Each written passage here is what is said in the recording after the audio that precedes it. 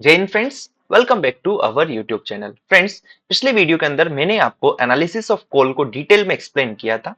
साथ में जो मेथड से, जैसे कि कॉल के एनालिसिस हम दो मेथड से कर सकते हैं। एक मेथड था मेरा प्रोक्सीमेट एनालिसिस, दूसरा था मेरा अल्टीमेट एनालिसिस। पिछली वीडियो के अंदर हमने प्रोक्सीमेट एनालिसिस को डिटेल में डिस्कस किया है।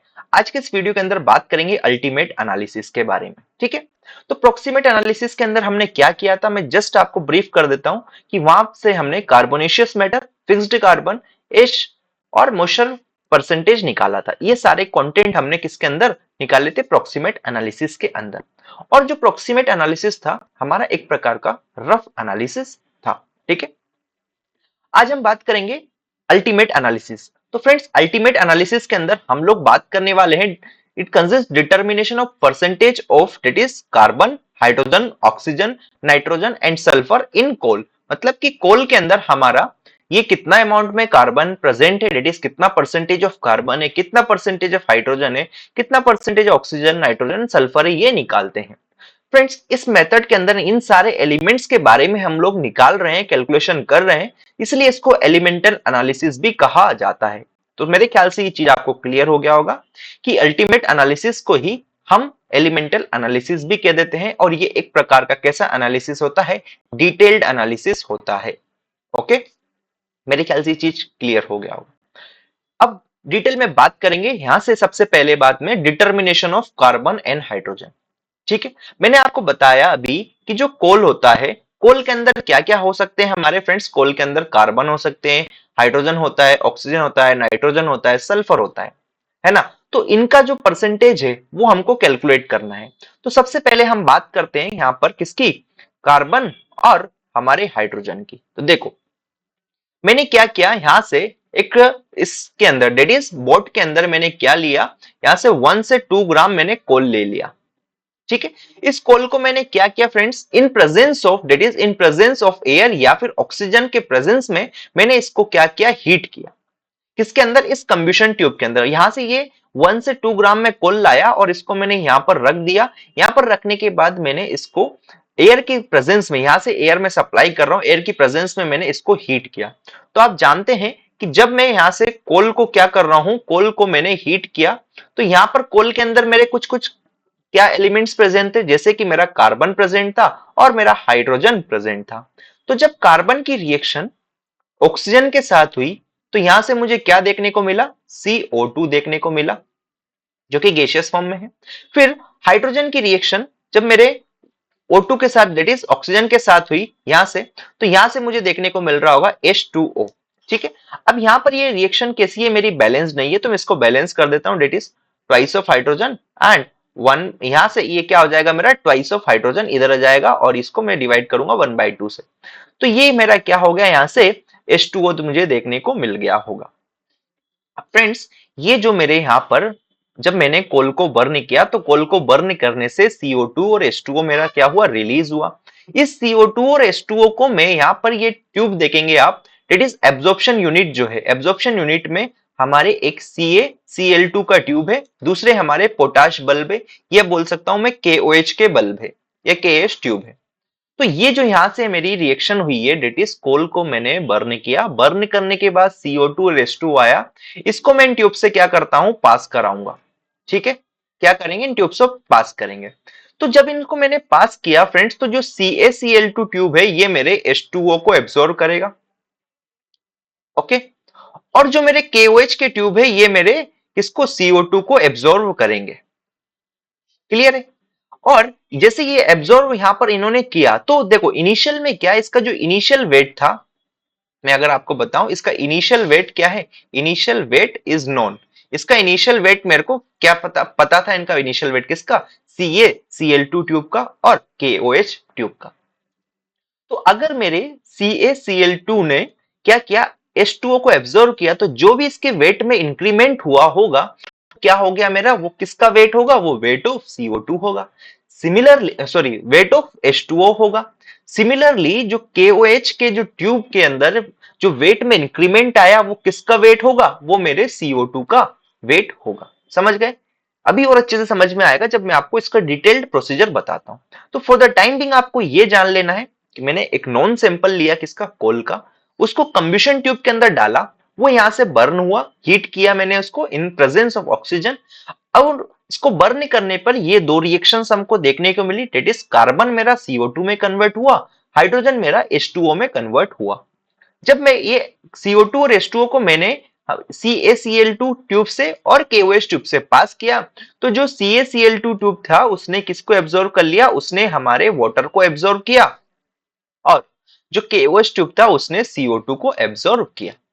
जो वेट में इंक्रीमेंट हुआ इन बल्ब के, डेट इज CaCl2 के बल्ब में और KOH के बल्ब में या KH के ट्यूब में, तो वो जो इंक्रीमेंट है वही हमारा किसका वेट है, CO2 का और H2O का वेट है। ठीक है, अभी और अच्छे से आपको समझ में आएगा। यहां तक मेरे ख्याल से आपकी चीजें क्लियर हो गई होगी। आगे की बात मैं आपको एक्सप्लेन करता हूं। देखो, आपको सबसे पहले क्या कर लेना है, take 1 to 2 gram of coal sample and burn in a current of O2 in a combustion apparatus. This is my combustion apparatus. ये मेरा एयर या फिर ऑक्सीजन सप्लाई है और ये एब्जॉर्प्शन यूनिट है। ये तीनों चीजें आपको ध्यान में रखनी है, एग्जाम में डायग्राम बनाना पड़ेगा। ठीक है, दूसरी बात फ्रेंड्स, यहां पर जैसे ही मैंने इसको बर्न किया तो ये रिएक्शन यहां पर हो रही होगी, that is C plus O2 gives CO2, जो कि मेरा एक गैसियस फॉर्म है। यहां पर H2, ये ट्वाइस इधर लिख दो, twice of H2 plus 1/2 of O2 आके H2O मुझे मिल जाएगा, जो भी ये कैसा स्टीम के फॉर्म में मेरा है। ठीक है, तो यहां तक की चीजें मैंने आपको क्लियर करी है। आगे अगर बात करें तो यहां से अब ये जो CO2 और H2O मिला, इसको मैंने पास किया किसके, KOH या फिर CaCl2 के ट्यूब से। इसको मैंने पास किया, डेट इज CaCl2 ट्यूब या फिर KOH, पोटाश बल्ब बोल दो या KOH ट्यूब बोल दो, यहां से पास किया। तो जैसे इसको मैंने पास किया और इनका जो इनिशियल वेट था वो मुझे पता था, प्रीवियसली वेट लिखा है जो मैं क्या आपको ऑलरेडी बता रखा हूं। ठीक है, तो यहां से क्या हुआ, KOH ट्यूब ने CO2 को एब्जॉर्ब किया और एब्जॉर्ब करने के बाद यहां से ये रिएक्शन मिली, जैसे कि KOH प्लस CO2 की रिएक्शन हुई, तो यहां से मुझे ये देखने को मिला। अब ये इनिशियल वेट मुझे पता था KOH का, इसने CO2 को एब्जॉर्ब किया तो इसके वेट में अंदर इंक्रीमेंट आया, देखेंगे आप वेट के अंदर इंक्रीमेंट हुआ होगा। तो ये जो वेट के अंदर जो इंक्रीमेंट हुआ है, इंक्रीज हुआ है, वो हमारा क्या है, वेट ऑफ CO2 है। ठीक है, मेरे ख्याल से चीज क्लियर हो गई होगी, बेसिक सी यहां तक जो याद रखना है आपको। दूसरी बात फ्रेंड्स, जो एनहाइड्रस CaCl2 ट्यूब है उसने वाटर को एब्जॉर्ब किया है, तो यहां से ये रिएक्शन होगी, that is CaCl2 plus water gives CaCl2.7H2O, that is ये मिलेगा। तो इसके भी वेट के अंदर जो इंक्रीमेंट आया, इंक्रीज इन वेट, वो मेरा क्या है फ्रेंड्स, वो मेरा वेट ऑफ वाटर है। ये चीज क्लियर हो जानी चाहिए आपको। ठीक है, इसके बारे में अभी हम बात करते हैं। तो यहां तक की चीजें मैंने आपको क्लियर की। अब मैं आगे डिटेल में आपको बताता हूं कि देखो, वह KOH मतलब कि आपने पहले इनिशियल में ऐसा था, इनिशियल में मान लो इनका वेट W1 था, अभी आपने जैसे इसको पास किया तो इसका वेट क्या हो गया, W2 हो गया होगा। तो अगर मैं W2 माइनस W1 करता हूं इज इक्वल्स टू, आ जाएगा मेरा वेट ऑफ H2O, क्योंकि मैंने CaCl2 की बात करी। सिमिलर तरीके से अगर मैं बोलूं यहाँ के आपके सामने कि जो पोटाश बल्ब था इसका इनिशियल वेट जो था, अगर मैं बोल देता हूं कि WP था पोटाश बल्ब का, और वो फाइनल वेट जो होगा WP डैश बोल देता हूं, तो यहां से जो आएगा WP डैश माइनस WP जो हो गया, ये मेरा क्या हो गया, वेट ऑफ CO2। समझ आया? वही चीज मैंने यहां पर लिखी है कि जो इंक्रीज हुआ है, increase in weight, that is CO2 absorb हो जाएगा। अगर पोटाश बल्ब के अंदर जो इंक्रीज इन वेट देख रहे हैं, तो अगर CaCl2 ट्यूब के अंदर जो इंक्रीज इन वेट देखा है तो वो H2O एब्जॉर्ब हो जाएगा। अगर ये CO2 एब्जॉर्ब और H2O एब्जॉर्ब मुझे पता चल जाएगा तो मैं यहां से परसेंटेज ऑफ कार्बन और परसेंटेज ऑफ हाइड्रोजन निकाल सकता हूं on the basis of this CO2 and H2O। कैसे निकालते ये अब मैं आपको बताता हूं। तो सबसे पहले ये रिएक्शन से आप लोग फेमिलियर हो गए हैं अभी तक कि क्या रिएक्शन है, कि carbon plus oxygen gives CO2, that is carbon dioxide. ठीक है, अगर आपको ये चीज क्लियर हो गई है तो मैं अब आपके सामने एक बेसिक सी चीज लिखने जा रहा हूं कि डेट इज, यहां से ध्यान से देखिएगा कि weight of carbon divided by, मैं अगर लिखूं यहां पर weight of CO2, that is CO2 that is increased in in कौन से ट्यूब के अंदर, CO2 को किसने एब्जॉर्ब किया था, इंक्रीज इन KOH ट्यूब। ठीक है, जो इंक्रीज्ड वेट है मैं बोलूंगा क्या, increase in weight of KOH tube बोल देता हूं। तो wait of carbon divided by weight of carbon dioxide बराबर हो जाएगा फ्रेंड्स मेरा किसका, यहां से atomic weight of carbon upon divided by molecular weight of carbon dioxide CO2। अब फ्रेंड्स यहां से आपको ध्यान में देना है कि जो एटॉमिक वेट है कार्बन का वो कितना है हमारा, वो 12 है, और जो मोलिकुलर वेट है CO2 का वो है 44। मेरे ख्याल से आपको निकालना आता है। तो कार्बन का कितना है फ्रेंड्स 12 है, और मोलिकुलर वेट CO2 का कितना है मेरा 44 है। तो मैं क्या यहां से वेट ऑफ कार्बन निकाल सकता हूं क्या, that is weight of carbon बराबर मेरा कितना हो जाएगा friends, that is 12 divided by 44 into weight of CO2, weight of CO2। ठीक है, ये क्या है, increase in weight of KOH tube. Clear है, इस इक्वेशन को मैंने नाम दे दिया इक्वेशन 1। अब आप जानते हैं परसेंटेज, अगर मैं पूछूं आपसे परसेंटेज कार्बन कितना होगा, डेट इज यहां से आ जाएगा मेरा क्या, weight of carbon divided by weight of coal, weight of coal taken into 100। कैसे आया है मैं आपको बताता हूं। मैंने इनिशियल में क्या किया, मैंने 1 से 2 ग्राम 1 to 2 ग्राम ऑफ कोल लिया। ये मेरा क्या है, कोल है।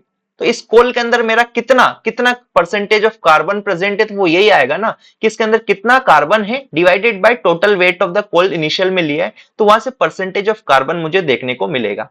और ये कितना निकल कर आएगा फ्रेंड्स, अगर मैं आपके सामने लिख देता हूं, दैट इज इस इक्वेशन वेट ऑफ कार्बन को आप यहां पर पुट कर दोगे तो कितना जाएगा, डेट इज 12 डिवाइडेड बाय 44, ठीक है, इनटू वेट ऑफ CO2। ये कहां से मिलेगा आपको, जो इंक्रीज इन वेट आया है किसके, KOH ट्यूब के अंदर, वो divided by weight of coal.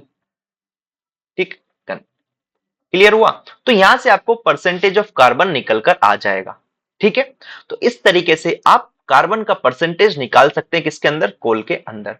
Similar तरीके से हम लोग क्या करेंगे, हाइड्रोजन के भी क्या करेंगे, परसेंटेज निकालेंगे। जैसे कि ये फॉर्मूला मैंने आपके लिए यहां पर लिख दिया है, जो कि अभी आपको बताया सिमिलर है, आप देख सकते हैं। ठीक है, देखो यहां पर क्या हो रहा है कि ये जो यहां पर इसकी रिएक्शन हो रही है, डेट इज ये twice of hydrogen plus 1/2 of oxygen gives मुझे H2O।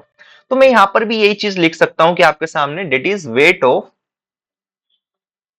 Of hydrogen divided by weight of water, that is H2O। ये क्या है, increased weight of CaCl2 tube, मतलब increase in weight of in CaCl2। ठीक है, यहां से जाएगा तो ये क्या जाएगा मेरा, एटॉमिक वेट ऑफ मेरा हाइड्रोजन डिवाइडेड बाय क्या जाएगा मेरा, molecular weight of H2O। Clear है। अब आपको मेरे ख्याल से ये पता होगा कि जो एटॉमिक वेट है हाइड्रोजन का वो कितना होता है, 2 होता है। ठीक है, और अगर बात करेंगे इसका, क्योंकि यहाँ पर 2 हाइड्रोजन है ना, तो इसलिए ये हमारा एटॉमिक वेट कितना आ गया हाइड्रोजन का, 2 आ गया। और मोलिकुलर वेट ऑफ वाटर जो रहेगा, ये आपको बचपन से पता है, ये कितना हो जाएगा आपका, 18 हो जाएगा।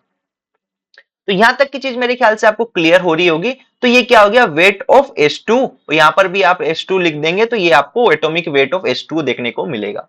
जैसे इसको सॉल्व करेंगे, दैट इज आप वेट ऑफ H2 इसको निकालेंगे तो यहां से आ जाएगा आपका 2 divided by 18 into weight of H2O।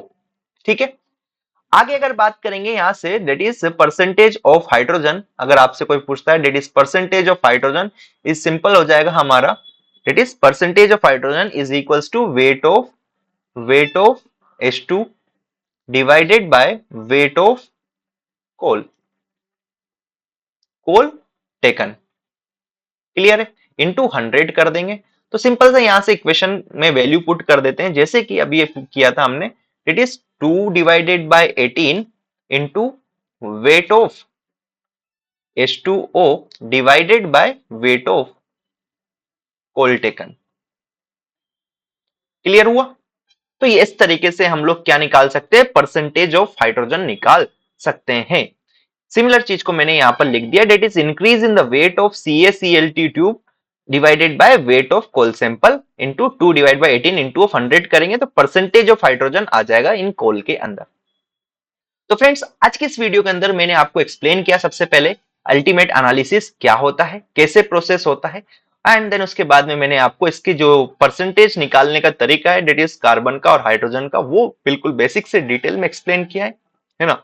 Next video के अंदर हम बात करेंगे percentage of nitrogen, that is nitrogen कैसे निकाला जाएगा, है ना, percentage of nitrogen in coal.